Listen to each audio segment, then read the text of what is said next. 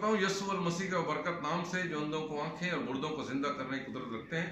मैं लियाकत मनोवर सरोया सदर बबानी मास व सदर सिंध पाकिस्तान मसीहा मिल्लत पार्टी आज इतवार 28 जनवरी 2024 को ये वीडियो बना रहा हूँ और नहायत शर्म के साथ ये कहना पड़ता है कि शर्म तुमको मगर आती नहीं कि सिंध के जो वजीर आला हैं, सिंध के जो गवर्नर हैं, ये ईसा नगरी जो है कराची रोशनियों का शहर कहलाता है, लेकिन कराची की सबसे बड़ी मसीही आबादी जो है वो रोशनियों से महरूम है।